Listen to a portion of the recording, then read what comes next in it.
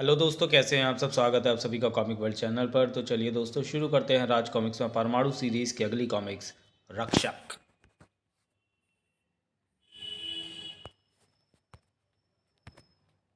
रक्षक लेखक हनीफ अजहर, सहयोग विवेक मोहन, चित्रांकन Suresh Dingwal, inking Atmaram Pund, calligraphy T R Azad, colour scheme Sunil Pande, संपादक मनीष गुप्ता। इंसान है तो समाज है, समाज है तो अपराध है, और अपराध है तो है विनय जैसा कानून पसंद इंसान, जो अपराध से लड़ते हुए कानून की रक्षा में रत रहना अपना फर्ज समझता है। इसलिए न उसे दिन में चैन है और न रात को आराम। इतनी व्यस्त दिनचर्या में वह अपने बारे में सोच सके, ऐसा मौका उसे बहुत कम ही मिलता है। इसलिए ऐसे मौक़ों की कीमत वह खूब समझता है। याहू, आज ना मैं नाश्ता करूँगा, ना नहाऊंगा और ना खाना खाऊंगा। आज मैं सोऊंगा, सिर्फ सोऊंगा, क्योंकि आज ऑफिस की भी छुट्टी है और शहर में किसी अपराध के घटने की सूचना भी नहीं है। भगवान की मूर्ति उसके सिर पर ही आ गिरी। नहीं, सॉरी। हे भगवान, आज सारे दिन कोई ऐसी घटना घटित मत होने देना जिसमें तेरे इस भक्त को किसी अपराधी के हाथ पांव तोड़ने जाना पड़े। खुशी से नाचते विनय ने इतनी तेजी से भगवान के सामने माथा टेका कि भगवान की मूर्ति उसके सिर पर ही आ गिरी। आओ! आपका आशीर्वाद देने का स्टाइल पसंद आया भगवान। आपने मेरी सुन ली। अब आपकी कृपा से मैं होऊंगा और होगा मेरा ये बिस्तर, जिस तक मैं पहुंचूंगा अपनी सुपर स्पीड से। बिस्तर पर पहुंचने के उत्साह में बिना परमाणु ड्रेस के हवा में उड़ने की भूल कर बैठा विनय और मुंह के बल धड़ाम से नीचे गिरा। उफ, गलती हो गई जो मैं ये भूल गया कि सुपर स्पीड से उड़कर बिस्तर पर से परमाणु पहुंच सकता है। मुझे तो चलकर जाना चाहिए। याहू, मैं बिस्तर पर पहुंच गया। अब मैं सो जाऊंगा। लंबी चादर तान के, टिंग डोंग। लंबी तान कर सोने के विनय के सपने को कॉल बेल की आवाज़ ने तोड़ दिया। वह उछलकर बैठा और अपने बाल नोचने लगा। विनय कुमार महाउल्लू हो तुम, जो सोने से पहले कॉल बेल को ऑफ करना भूल गए। अब खड़े खड़े अपने बाल क्यों नोच रहे हो? आगे बढ़ो और दरवाज़ा खोलो, वरना ये कॉल बेल बजा बजा कर कानों का भुड़ता बना देगी। और दरवाज़ा इस इरादे से खोलना कि अगर दरवाजे पर प्रीति जिंटा भी हो तो तुम उसे भी धक्के देकर भगा सको। शिप्रा, हे भगवान, ये क्या मुसीबत भेज दी। अपराधियों से मैं निपट लेता, लेकिन इससे तो मेरे फरिश्ते भी नहीं निपट सकते। मैं जानती हूँ आज तुम्हारी छुट्टी है विनय। आज तुम्हारे पास मौका है कि तुम मुझे KFC में ले चलो और मुझे वहाँ गर्मा गर्म कॉफ़ी के साथ बर्गर खिलाकर उन एहसानों का बदला चुका सको जो मैंने तुम पर किए। आपने मुझ पर एहसान कर दिए देवी जी? कब? कैसे? DVB और MTNL की लंबी लाइन में लगकर बेहिसाब धक्के खाकर किसी के बिजली और टेलीफोन का बिल भरना एहसान ही कहलाता है, और उसके बदले में कॉफ़ी ना पिलाना कहलाती है एहसान फरामोशी। और आप ऐसा करें, मुझे ये हरगिज़ मंजूर नहीं। इसलिए जब तक आप मुझे कॉफ़ी पिलाने नहीं ले चलते, मैं आपका पिंड नहीं छोड़ने वाली। जोंक की तरह चिपक गई थी शिप्रा विनय से। उससे पीछा छुड़ाने का अब विनय के पास एक ही रास्ता बचा। चलिए देवी जी, आपको कॉफ़ी पिलाकर और बर्गर खिलाकर आपका एहसान उतारूं। जितनी जल्दी की जितनी जल्दी उसकी इच्छा पूरी करूंगा, उतनी जल्दी इससे पीछा छूटेगा। ये हुई ना बात। 10 मिनट में इसे कॉफ़ी पिलाकर वापस लौट आना है मुझे। विनय ज़रूर अपने हिसाब से चल रहा था, लेकिन दिल्ली और उसकी दिनचर्या अपने हिसाब से चलती है। वहाँ कुछ गड़बड़ लगती है, मुझे देखना होगा। अरे विनय, तुमने एकाएक कार क्यों रोक दी और तुम चले कहाँ? अभी आया, वहाँ कुछ गड़बड़ है, शायद इधर उधर मेरी ज़रूरत पड़े। उधर विनय की ज़रूरत पड़ने वाली थी या नहीं, ये पक्का नहीं था, लेकिन यह पक्का ज़रूर था कि उधर गड़बड़ ज़रूर थी। जो रोटियों जो रोटियां की बात नहीं मानता, रोटियां उसकी अतड़ियों का कीमा बना देता है। इसलिए अपनी अतड़ियों पर रहम खा और अपना कड़ा हुआ सारी अंगूठियां और कीमती चीज़ें उतार कर हमें दे दे। अबे टुकुर टुकुर क्या देख रहा है? माल निकालता है या दूध तेरे पेट में? एक क्षण पहले हम आपकी भाषा नहीं समझ पाए थे, अब समझ रहे हैं। आपको ये चाहिए, ले लीजिए, हमारे किस काम की। आए, MTV के ज़माने में ये शुद्ध हिंदी में बात कर रहा है और अपने सारे गहने हमें बिना हील हुज्जत के दे रहा है। हम तो एक झटके में लखपति हो गए। सही कहा। अब खिसको यहाँ से। यहाँ से खिसकने के लिए अपने पैरों को कष्ट क्यों दे रहे हो? ज़रा ठहरो, मैं तुम्हारे लिए वह स्पेशल जिप्सी मंगवा देता हूँ, काक, जिस पर सुंदर अक्षरों में लिखा होता है, आपके लिए, आपके साथ सदैव दिल्ली पुलिस। रोटियाँ तेरी अतड़ियों का भी कीमा बना देगा हीरो। ज़रूर बना देना। पहले ज़रा अपने थोबड़ों को मांस का लोथड़ा बनने से तो बचाओ। धड़ाक। इसके आगे तुम्हारा इसके आगे तुम्हारे चाकू की धार नहीं चलने वाली रोटियाँ उस्ताद। भागो उससे बचकर। मेरे सामने किसी को लूट कर भागना आसान नहीं है। विनय तेजी से लुटेरों के पीछे भागने को तैयार ज़रूर हुआ, लेकिन भाग नहीं पाया। ठहरिए महोदय, उन्हें जाने दीजिए। आप मुझे रोक रहे हैं, जबकि वह आपको लूट कर भाग रहे हैं। उन्हें रोकना होगा। कोई आवश्यकता नहीं महोदय। व्यर्थ वस्तुओं के लिए मानवीय मूल्यों का ह्रास क्यों करते हो? उफ, हीरे जवाहरातों के गहनों को साधारण बताने वाले इस अनोखे आदमी के हाथ में गजब की शक्ति है। मैं पूरी ताकत लगाकर भी अपने हाथ को उसकी पकड़ से छुड़ा नहीं पा रहा हूँ। वैसे भी अगर अब मैं अपना हाथ इससे छुड़ा भी लूँ तो उसका कोई फ़ायदा नहीं होगा। लुटेरे मेरी पहुँच से दूर निकल चुके हैं। लुटेरों के आंखों से ओझल होने के बाद ही उसने विनय का हाथ छोड़ा और तेज कदमों से एक तरफ चल दिया। अपने कीमती हीरे जवाहरातों के लुटने के बाद भी एकदम शांत नज़र आने वाला ये शख्स या तो अकूत दौलत का मालिक है या पागल है। ये मुझे ना रोकता तो मैंने उन लुटेरों को धर दबोचा होता। क्या हुआ विनय, किस सोच में डूब गए? मुझे कॉफ़ी पिलाने भी चलोगे या सारा समय यहीं खड़े खड़े ही गुजार दोगे? आओ चलें। शिप्रा ने उसका ध्यान ज़रूर भंग किया था, लेकिन उसके दिलो दिमाग के हर कोने में अभी भी वही रहस्यमयी शख्स ही बसा हुआ था, जिससे जल्द ही उसका दोबारा सामना होने वाला था। नमस्कार, पुलिस स्टेशन आदर्श नगर से मैं इंस्पेक्टर विनय। इंस्पेक्टर, आप अपनी पुलिस फोर्स के साथ तुरंत ही शालीमार बाग के हिंदुस्तान बैंक में पहुंच जाइए। यहाँ एक ऐसा आदमी मौजूद है जो बैंक का सारा रुपया मांग रहा है। कहता है अगर हमने उसकी मांग नहीं मानी तो वह बैंक को लूट कर सारा रुपया ले जाएगा। मैंने उसे बिठा रखा है। आप जितनी जल्दी हो सके यहाँ पहुँच जाइए। उसे जाने मत देना, मैं आता हूँ। तूफान की सी तेजी से अपने मातहतों के साथ हिंदुस्तान बैंक पहुंचा इंस्पेक्टर विनय। वह रहा वह आदमी। उस पर नज़र पड़ते ही उछल पड़ा विनय। ये तो वही है। इसे तो मैं बहुत ज़्यादा दौलतमंद समझ रहा था। अब पता चला इसके पास वह दौलत कहाँ से आती है जिसे वह अपने बाप का माल समझकर दोनों हाथों से उड़ाता है। तुरंत ही घेर लिया गया उसे। अरे श्रीमान, ये आप क्या कर रहे हैं? हम पर आपने ये शस्त्र क्यों तान रखे हैं और ये आप हमें अपनी बाजू भुजाओं में क्यों जकड़ रहे हैं? इनके साथ थाने जाओ, सब पता चल जाएगा। ओह, आपके तेवर बता रहे हैं कि आपको हमारी मांग स्वीकार नहीं, तभी आपने इन सज्जनों से हमें जकड़वाया है। परंतु श्रीमान, ऐसा करते समय आप भूल गए कि हमने कहा था कि अगर आपने हमारी बात नहीं मानी तो हमें मुद्राएं प्राप्त करने के लिए बल का प्रयोग करना होगा। उफ! उसके शरीर में हल्की सी हरकत हुई थी, लेकिन उसे जकड़ने वाले पुलिस वाले उसके पास से ऐसे छिटके जैसे स्ट्राइकर के लगने से कैरम की गोटियां छिटकती हैं। आए मार डाला! उफ! विनय भी एक सिपाही से उलझ कर गिरा था, इसलिए वह उसे आगे बढ़ने से नहीं रोक पाया। वह स्ट्रांग रूम की तरफ बढ़ रहा है सर। वह वहाँ नहीं पहुँच सकता क्योंकि स्ट्रांग रूम का मजबूत दरवाज़ा बंद है और उसकी चाबी मेरे पास है। हैं? आगे के शब्द मैनेजर के गले में ही अटक कर रह गए और उस समय तो उसने अपनी सांसें अटकती महसूस की जब उसने वह दृश्य देखा। जैसे पारदर्शी शीशे में रोशनी की किरण प्रवेश कर जाती है, वैसे ही स्ट्रांग रूम के मजबूत स्टील के दरवाजे में प्रवेश कर गया था वह। इधर उछलकर अपने पैरों पर खड़ा हुआ इंस्पेक्टर विनय। कहाँ गया वह? उस स्ट्रांग रूम में दरवाज़ा बंद है, चाबी मेरे पास है, फिर भी वो उसमें घुस गया।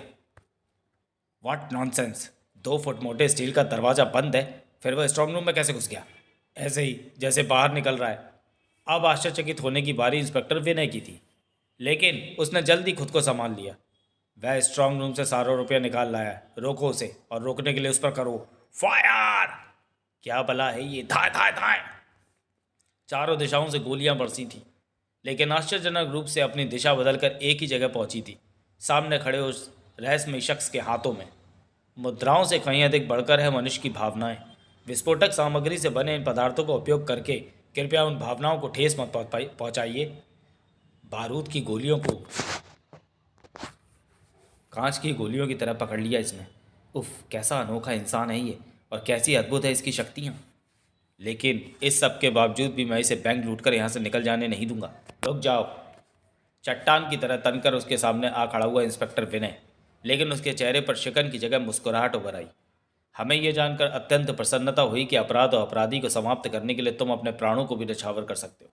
परंतु विश्वास रखिए, हम इन मुद्राओं को इस मुद्रा भंडारण गृह से निकालकर कोई अपराध नहीं कर रहे। जिस नगर में हजारों लोग भूखे मर रहे हो, उसमें अपराध मुद्रा को भंडारण गृह से बाहर निकालना नहीं, उसे भंडारण गृह में बंद करना है। इसलिए कृपया कर हमारा रास्ता छोड़िए और हमें अपनी प्रतीक्षा में खड़े उन भूखे नंगे लोगों के पास जाने दीजिए जिन्हें हम मुद्राएं देने का वचन देकर आए हैं। अपनी तरफ से उसने विनय को बहुत ही प्यार और आराम से अपने रास्ते से हटाया था। लेकिन इसका क्या किया जाए कि विनय पर उसका प्यार बहुत भारी पड़ा। फिरकी की तरह उड़ता हुआ कई फुट दूर जाकर गिरा था और उस प्यार करने वाले ने उसे मुड़कर भी नहीं देखा था। वह तो तेजी से अपने रास्ते पर बढ़ गया था। अब इंस्पेक्टर विनय ने वहां से उठने का प्रयास नहीं किया। उसकी अनोखी शक्ति और ज़बरदस्त ताकत का मुकाबला करना किसी साधारण इंसान का काम नहीं, इसलिए उसके सामने विनय के रूप में पहुंचना बेकार है। अब तो तभी कुछ हो सकता है जब उसे रोकने पहुंचे परमाणु। इंस्पेक्टर विनय परमाणु बनकर लहरा चुका था। उसे रोकने के लिए जो उस रुपए को गरीबों में लुटा रहा था जो कुछ देर पहले स्ट्रांग रूम में बंद था। लीजिए, ये मुद्राएं लीजिए और अपने अंदर की शुदा शांत कीजिए, अपनी दरिद्रता दूर कीजिए, अपने अश्रुओं को पहुँचिए, अपने बालकों का भविष्य बनाइए। शीघ्र आइए, हमारे पास अधिक समय नहीं है, क्योंकि आप सबके दुख दूर करने के बाद हमें अपना उद्देश्य भी पूरा करना है। तेरा उद्देश्य क्या है और तू उसे पूरा कर भी पाएगा या नहीं, ये तो मुझे नहीं पता, लेकिन तुम जैसे बैंक लुटेरे और करेंसी का अपमान करने वाले को जेल पहुंचाने का अपना उद्देश्य मैं ज़रूर पूरा करूंगा। परमाणु के उस तेज़ वार ने न उसके शरीर पर कोई असर डाला, न उसकी आवाज़ पर।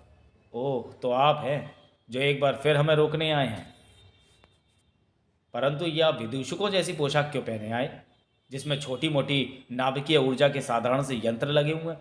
आप तो सुरक्षा कर्मियों के वस्त्र में ही अच्छे लग रहे थे। ओह माय गॉड, गजब की दृष्टि रखता है ये। इसने पहचान लिया कि मैं ही परमाणु और मैं ही विनय। मुझे इसे जल्दी काबू में करना होगा, वरना ये मेरा राज खोल देगा। उत्तेजित मत होइए महोदय, हम आपका रहस्य किसी को नहीं बताएंगे, हम आपको वचन देते हैं। अब कृपया हम पर प्रहार करना छोड़कर एक तरफ खड़े हो जाइए और हमें अपना कार्य करने दीजिए, क्योंकि हमारे पास अधिक समय नहीं है। उफ, इसने तो मेरे मन की बात जान ली। परमाणु को पकड़कर एक तरफ खड़ा कर दिया उसने, लेकिन परमाणु खड़े रहने वालों में से कहाँ था। तुम में कुछ अद्भुत शक्तियाँ ज़रूर है, लेकिन फिर भी मैं तुम्हें रोक कर रहूँगा। लगता है आप समझे नहीं। ठीक है, अब हम आपको रोकेंगे भी नहीं। आप अपना काम करते रहिए, हम अपना काम करते रहते। जाने क्या किया उसने कि इस बार वार करने आए परमाणु को ऐसा झटका लगा कि झंझना कर रह गया उसका सारा शरीर। आ! चीख निकल गई उसके हलक से। परमाणु रस्सी की सहायता नहीं,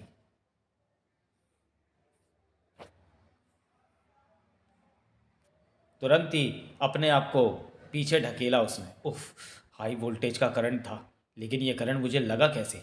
मेरे हाथों और शरीर पर तो फायर प्रूफ एस्बेस्टस की पोशाक है। कोई खास तरह का करंट इसके शरीर के इर्द गिर्द दौड़ रहा है। ऐसे में उसके पास भटकना मौत को दावत देने के समान होगा, इसलिए उसे दूर से ही बेबस करना होगा परमाणु रस्सी की सहायता से। सर्र से परमाणु के हाथ से छूटकर ढेरों परमाणु रस्सी उसके शरीर से जा लिपटी, लेकिन ज़्यादा देर लिपटी नहीं रही। परमाणु छल्लों का तो और भी ज़्यादा बुरा हाल हुआ। ओह, परमाणु छल्ले तो उसके शरीर से टकराकर ऐसे टूट रहे जैसे कांच की चूड़ियाँ। उसे रोकने के लिए क्या करूं समझ नहीं आ रहा। नकाब के नीचे मौजूद परमाणु का चेहरा निश्चित ही परेशानी के ढेरों लक्षणों से भरा हुआ था। अपना काम खत्म करके उसने परमाणु की सारी परेशानी खत्म कर दी। लीजिए, अब हम रुक गए। अब हम आपके साथ कहीं भी चलने को तैयार है, परंतु हमारी एक शर्त है। हम आपके साथ तभी चलेंगे जब आप अपने विज्ञान के इस बहुरूप को त्याग कर अपने वास्तविक रूप में आएंगे। विज्ञान के किसी भी रूप से घृणा है हमें। इसकी शर्त मानने में मुझे कोई बुराई नहीं दिखती। वैसे भी अब मुझे परमाणु के रूप की ज़रूरत नहीं। थोड़ी देर बाद वह इंस्पेक्टर विनय बनकर उसे लेकर पुलिस स्टेशन की तरफ चल दिया। हम आपके साथ कुछ ही देर रहेंगे मान्यवर, क्योंकि हमें शीघ्र ही अपने उद्देश्य की पूर्ति के लिए कहीं पहुंचना है। हमारे ख्याल से हमारे साथ चलकर आप कहीं नहीं पहुंच सकते मान्यवर, क्योंकि हम आपको पहले हवालात में पहुंचाएंगे और फिर जेल। स्थिति को समझने में एक क्षण लगा उसे। ओह, तो आप हमें बंदी बनाना चाहते हैं? नहीं महोदय, नहीं। हम पृथ्वी पर बंदी बनने के लिए नहीं, कौस्तुभ मणि प्राप्त करने के उद्देश्य से आए हैं, और हमें अपने उद्देश्य में सफल होने से कोई नहीं रोक सकता। सलाखों के पीछे से हवा की तरह निकलकर वह विनय के सामने आ खड़ा हुआ। चलते हैं महोदय, परंतु जाते जाते आपको एक शिक्षा अवश्य देते जाएंगे। विज्ञान से दूर रहो। विकास के नाम पर की जाने वाली विज्ञान की अति मनुष्यों के लिए अत्यंत हानिकारक है। अगर तुम आज ही नहीं चेते तो हो सकता है तुम्हें भी कोई कौस्तुभ मणि खोजने के लिए कहीं जाना पड़े। सभी की फटी फटी आंखों के सामने ही वह प्रकाश में बदला और प्रकाश की गति से ही वहां से चला गया। शू! सभी बुद्ध बने खड़े थे, लेकिन विनय खड़ा नहीं रहा। उसकी बातों से ये तो साफ है कि वह इस धरती का मानव नहीं है, लेकिन वह किस ग्रह से आया है और उसका उद्देश्य पूर्ण करने वाली वह कौस्तुभ मणि क्या है, और उसे हासिल करने के लिए वह क्या विनाश मचा सकता है, ये सब जानने के लिए मुझे पहुंचना होगा प्रबोट के पास। जब से वह शहर में नज़र आया तब से मैं उसका विश्लेषण कर रहा हूँ, लेकिन उसके बारे में कुछ नहीं जान सका।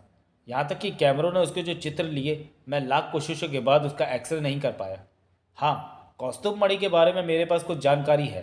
धार्मिक ग्रंथों के अनुसार कौस्तुभ मणि भगवान श्री कृष्ण के पास थी, जो हमेशा उनके मयूर पंखों मुकुट में स्थापित रहती थी। कहते हैं उस चमत्कारी मणि के कारण ही भगवान श्री कृष्ण ने सारे जगत को प्रेम संदेश दिया, क्योंकि उस मणि में प्रेम जागृत करने की अद्भुत क्षमता थी। अद्भुत! जो मणि भगवान श्री कृष्ण के पास मौजूद थी, उसे वह आज 5,000 वर्षों बाद हासिल करने आया। वह मणि उसे कहाँ मिलेगी और वह उसे कैसे हासिल कर पाएगा? नागराज के नागों की तरह विनय के मस्तिष्क में सनसरा रहे थे वे सवाल, जिसका जवाब रोबोट के पास नहीं था, लेकिन शायद वहां गूंजी उस आवाज के पास जरूर था। तुम्हारे प्रश्नों का उत्तर हम देते हैं महोदय। तो तुम यहाँ? हमें यहाँ देखकर आश्चर्यचकित ना हो महोदय। हम यहाँ उस अति सूक्ष्म यंत्र की सहायता से पहुँचे जिसे हमने आपके मस्तिष्क में उस समय प्रत्यारोपित कर दिया था जिस समय आप प्रथम बार हमारे सामने आए थे। उस यंत्र की सहायता से हम आपकी सभी बातें सुन सकते हैं और आप ब्रह्मांड के किस कोने में इसका पता लगा सकते हैं। रही आपकी इस प्रयोगशाला में पहुँचने की बात, तो ये हमारे लिए तनिक भी कठिन नहीं था। अपने विज्ञान के अनुसार आपने इस प्रयोगशाला की सुरक्षा के जो अति विशिष्ट प्रबंध कर रखे हैं, वे पृथ्वी के मानवों के लिए है। हमें यहाँ पहुँचने में एक क्षण का सहस्त्रवां भाग भी नहीं लगा, क्योंकि हमारे विज्ञान के सामने आपका विज्ञान इतना छोटा है जितना संपूर्ण पृथ्वी के समक्ष आपका शहर दिल्ली। आप हैं कौन?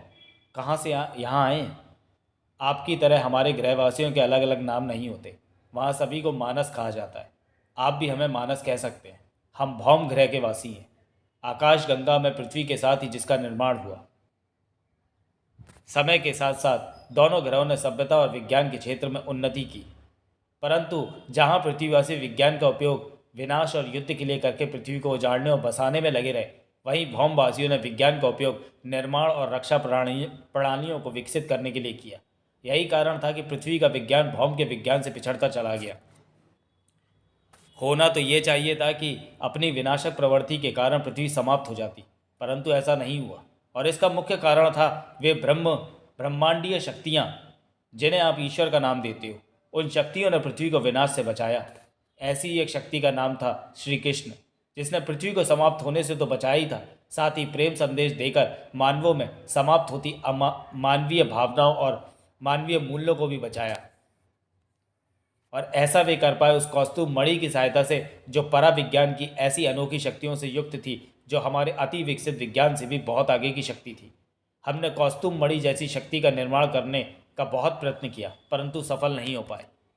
इसलिए उस मणि को लेने के लिए हमें भौम से पृथ्वी पर आना पड़ा। विज्ञान की ऊंचाइयों को छूने की होड़ में हम भौमवासी मानवता और भावनाओं को बहुत पीछे छोड़ा है। आपको कौस्तुभ मणि क्यों चाहिए? भावुकता, भावना, पीड़ा और प्रेम क्या होता है, ये हम भौमवासी बिल्कुल ही भूल गए। जब हमें इसका भान हुआ तब तक बहुत विलंब हो चुका था। सहस्त्रों वर्ष बीत चुके थे। वापस लौटना हमारे लिए संभव ही नहीं था।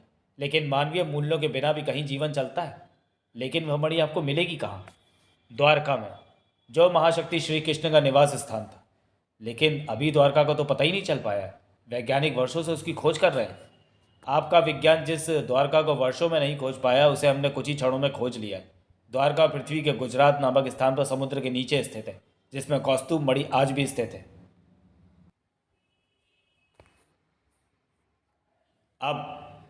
हम अब तक उस मणि को लेकर चले भी गए होते, परंतु हम आप जैसे सच्चे व्यक्ति को हमसे संबंधित प्रश्नों के जाल में उलझाकर नहीं जाना चाहते थे। हम चलते हैं, नमस्कार। जैसे आया था वैसे ही वहाँ से रवाना हो गया वह, लेकिन इस बार बैठा देखता ना रहा विनय। मुझे भी उसके पीछे पीछे गुजरात जाना होगा, क्योंकि कौस्तुभ मणि पाने की उसकी कोशिश वहाँ कोई बड़ी मुसीबत खड़ी कर सकती है। अपनी सुपर स्पीड से परमाणु गुजरात की तरफ चल दिया, लेकिन उसके वहाँ पहुँचने से पहले ही गड़बड़ हो चुकी थी। उस भयंकर समुद्री तूफान के रूप में, जिसकी लहरें आसमान को छूने और पूरी धरती को जलमग्न कर देने को बेताब नजर आ रही थी। उफ! कांडला बंदरगाह को तबाह कर दिया इस समुद्री तूफान ने। मुझे भी मदद कार्य में लग जाना चाहिए, ताकि ज़्यादा से ज़्यादा जान माल को बचाया जा सके। प्रशासन के साथ ही परमाणु भी बचाव कार्य में जुट गया, लेकिन इतने भीषण समुद्री तूफान से निपटना कोई आसान बात नहीं थी। उफ! आखिर कौस्तुभ मणि पाने के लिए वह तबाही का खेल खेल ही गया और हमारे सामने खड़ी कर गया ऐसी समस्या जिसका तुरंत हल ढूंढना हमारे विज्ञान के वश की बात नहीं। आप एकदम उचित सोच रहे हैं महोदय। कौस्तुभ पाने के लिए हमने वास्तव में एक बड़ी भूल कर दी है। हम भूल गए थे कौस्तुभ मणि निकालने के लिए अपनी शक्तियों से हम समुद्र में जो खुदाई करेंगे उससे समुद्र में ऐसा ज्वार आएगा जिसका सामना पृथ्वीवासी कदापि नहीं कर पाएंगे। हम तो मणि लेकर सैकड़ों प्रकाश मील दूर निकल गए थे, लेकिन आपकी सोच ने हमें चेताया और हम अपनी भूल सुधारने के लिए वापस लौट आए। अब आपको कुछ भी करने की आवश्यकता नहीं है। हम अभी इस तूफान को शांत किए देते हैं। उसके हाथों से निकली चमकीली किरणों की आंधी समुद्र में समा गई। अद्भुत! कुछ ही क्षणों में समुद्री तूफान साबुन के झाग की भांति शांत होता चला गया। हमारी किरणों ने समुद्र तल में कई अत्यंत गहरे गड्ढे कर दिए हैं। समुद्र का ज्वार उसमें समा रहा है। शीघ्र ही सब कुछ सामान्य हो जाएगा। अभी भी हद पर खड़ा था परमाणु, जबकि हाथ जोड़कर उससे कह रहा था मानस, क्षमा कीजिए मान्यवर, अगर कौस्तुभ मणि को ले जाना अत्यंत आवश्यक न होता तो ऐसी स्थिति कदापि नहीं आती। विश्वास कीजिए, अपना कार्य सफल होते ही हम इसे यथास्थान रख जाएंगे। क्षमा तो हमें मांगने चाहिए जो हमने आपको अच्छे उद्देश्य की राह में अड़चन बनने का प्रयास किया। परमाणु को शुद्ध ध्वनि बोलते देख मुस्कुराया मानस। आपको अपनी भाषा का शुद्ध रूप बोलने की आवश्यकता नहीं है महोदय। हम तो ऐसे इसलिए बोलते हैं क्योंकि हमारा सूक्ष्म अनुवादक यंत्र जो भी भाषा सुनती है उसके शुद्ध रूप की ही अनुवादित करके हमारे मस्तिष्क को प्रेषित करता है। ऐसा है तो thanks for our protection. You are welcome. See you again. परमाणु को मुस्कुराता छोड़ अपने गृह की तरफ रवाना हो गया मानस। समाप्त। तो चलिए दोस्तों, वीडियो को यहीं समाप्त करते हैं और मिलते हैं परमाणु सीरीज़ की अगली कॉमिक्स परमाणु नहीं आएगा। तब तक के लिए धन्यवाद।